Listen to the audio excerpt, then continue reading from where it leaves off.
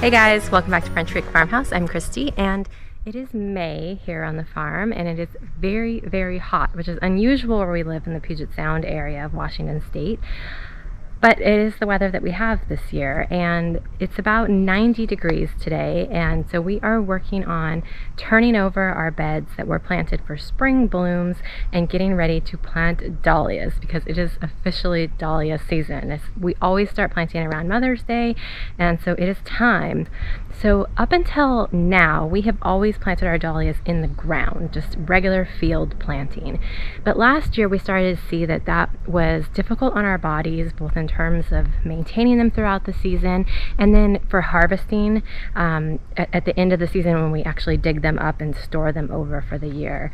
So we decided to build raised beds. So we built a bunch of different raised beds last year. We've only planted them so far with our spring blooms and vegetables.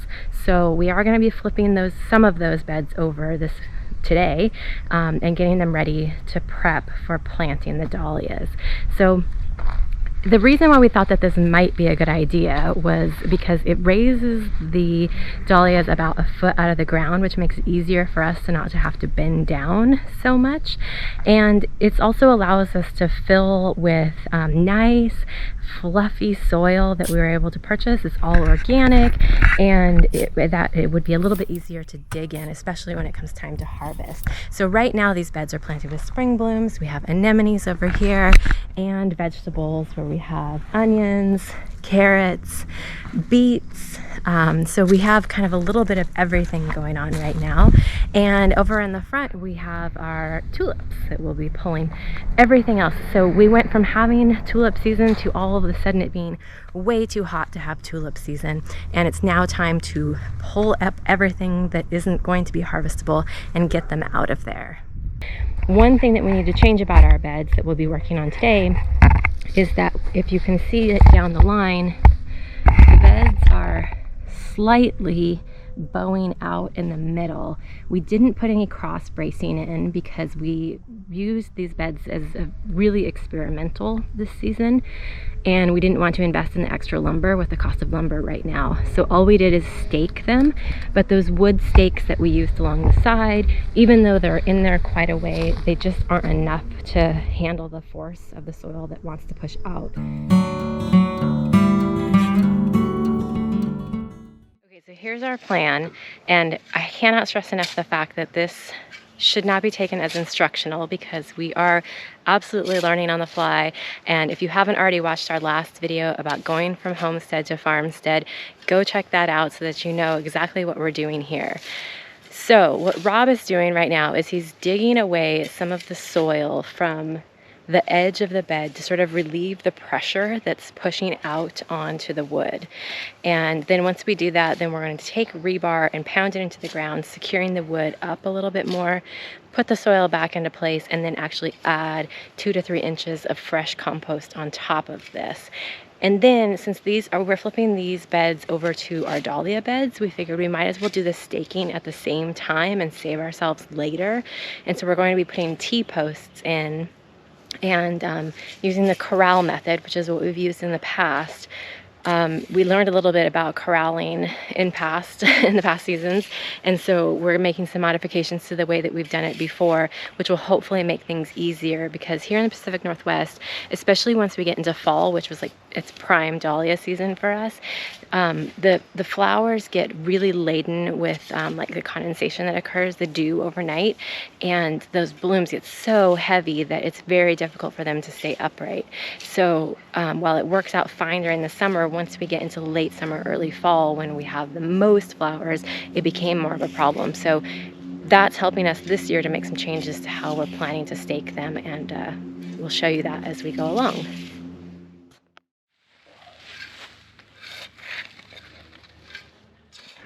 All right, so here's our rebar we are using.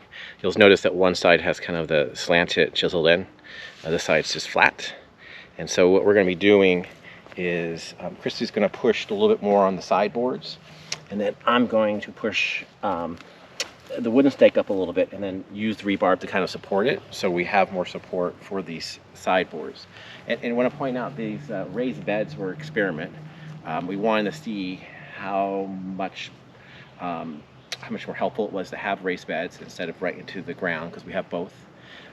So we want to kind of make sure this is where we want to go, and then if we like it, we'll probably next time build these a little more substantial. But for now, we're trying to buy time, keep these stable, and keep them going. And we put in a couple of these already, and you can tell it makes a difference, keeps it more stable.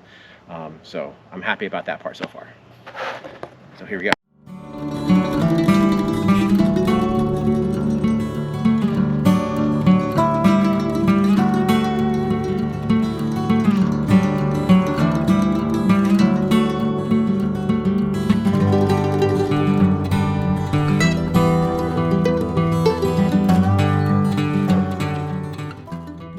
This break is brought to you by Otter Pop. So we got one bed just about finished, and it's seriously so hot. It's the middle of the day right now, and it's a lot. We're pushing 90, Yeah, which is hot for the Northwest. very hot. So, especially for May, especially when you're out in the direct sun. It's definitely, we're pacing ourselves. Just, we have stuff to get done. We have to get done, so we're trying to plug away. But we're also not going maybe as fast as normal. So these are the best. Yes. And for those of you who might be new to our channel or new to us in general and don't know our full story, back in March of 2020, at the very beginning of the pandemic, we both were sick with COVID. And Rob got better, but I unfortunately developed long COVID and was later diagnosed with POTS, which stands for postural orthostatic tachycardia syndrome. And heat exacerbates that condition and makes my heart rate become tachycardic, really extreme, until the point where eventually I'll pass out. And sometimes that happens even when it's not hot, but heat makes it significantly worse. So taking breaks for us and staying in the shade is kind of a priority, and we've had to learn how to farm around some of these obstacles. Makes sense. Some of it's just waking up early. Mm-hmm. You can hear right now, at least we got a little bit of wind from Yeah. the wind chimes, which is, I think it's the reason why we have some of the heat. It's coming in from the east, which is a little hotter. But we often do stuff at 5 in the morning or with headlamps on in the dark when it's cooler. Because it just makes more sense in the middle of the day. It's just right now we're really pushing because we need to get the dahlias planted, and it can't happen until the beds are turned. And we didn't think this giant heat wave was going to be coming on. We thought we probably had a little more time. Last year we didn't plant the dahlias until the second week of June. So, it's always around Mother's Day weekend, so we kind of had an idea of when it would be, and we just, it's caught us. We've been a little behind this year, and it caught up to us faster than we anticipated. So now we're pushing hard to get a lot of stuff done in a short amount of time, and we had no choice but to work in the middle of the day.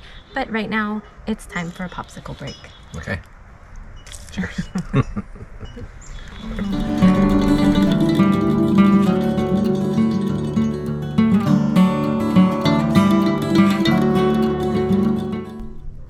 Okay, we waited for things to cool down and we're back outside. Actually, it's only about 1 or 2 degrees cooler, but it makes a huge difference not to have that sun beating down on us, and we can actually tolerate being out here now that it's evening. We're basically just trying to get as much done as we can before it gets dark and we need to go to bed. But what we're doing right now is just backfilling the beds. We're adding like an extra 2 to 3 inches to the existing soil, and what we're using for that is a mixture that's basically composted mulch and sand, which helps with the draining. It doesn't get all backed up and waterlogged in the soil. So we're kind of pushing the stuff around, mixing up the soil that we had in the beds already, topping it off with 2 to 3 new inches, and then we'll add in our amendments once we're actually getting ready to plant. So we're making progress.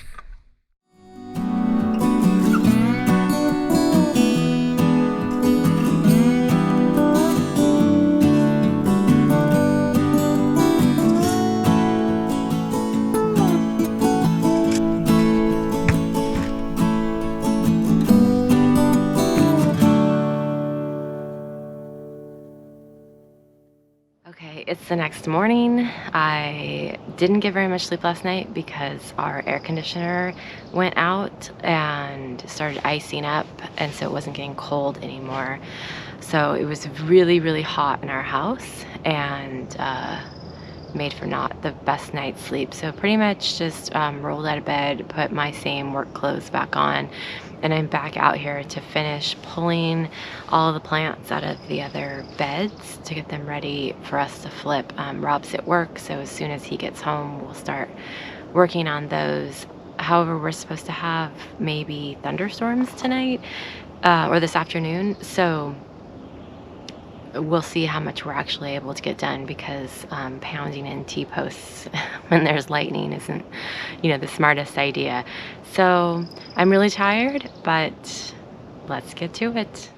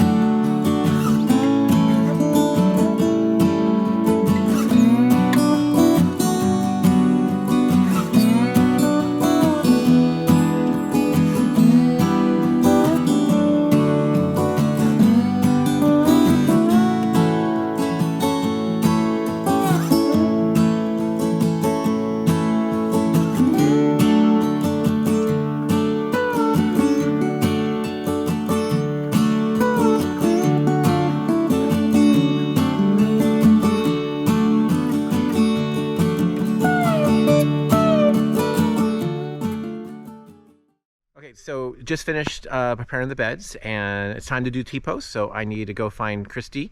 She's out there harvesting somewhere, so let's go find her.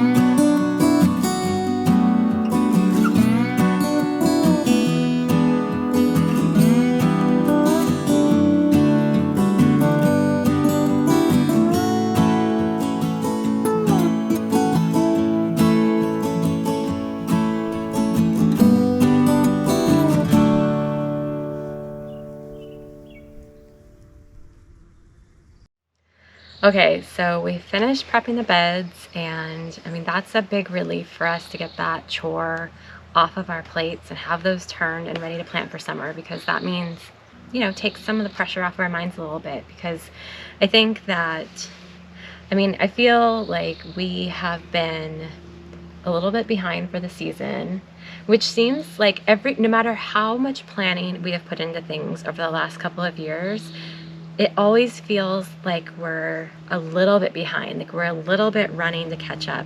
And I don't think that it has to do with the amount that we're doing. I think it just maybe is part of the nature of the work or something. I think with a lot of things in life, you just feel behind, and I agree with this work. You have a schedule, and it's an idealized schedule, and we are trying to hit it, but life happens, and there's just so much stuff, and there's obstacles. When you think something's going to go smoothly, something gets in the way, so it's going to take longer. Yeah, I think we were pretty on track until spring, and then we had, you guys probably saw from social posts, we had some family stuff going on that kind of,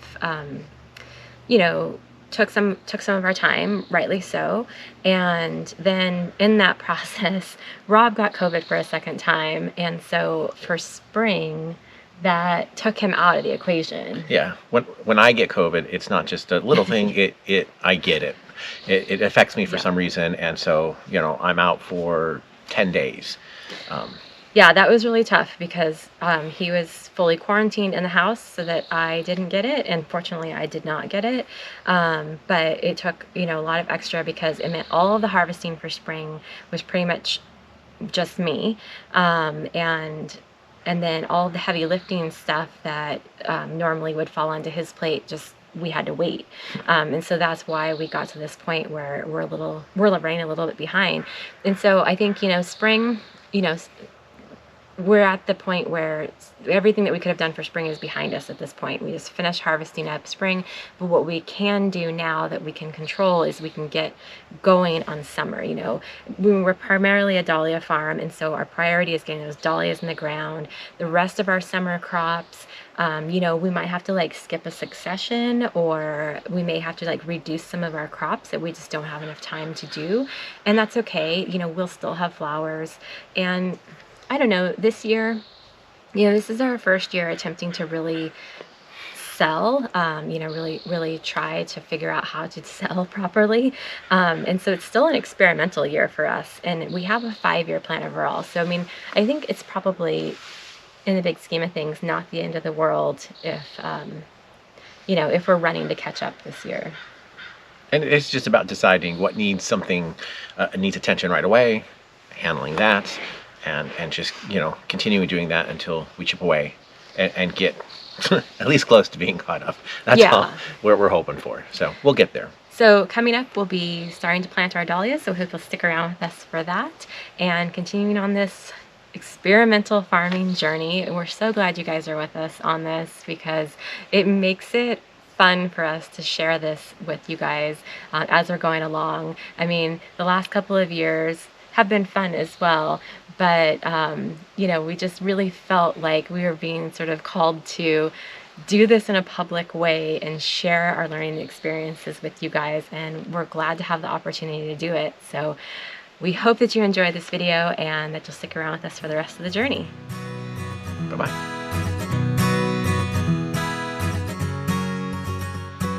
Don't forget to like and subscribe to not miss any of our story.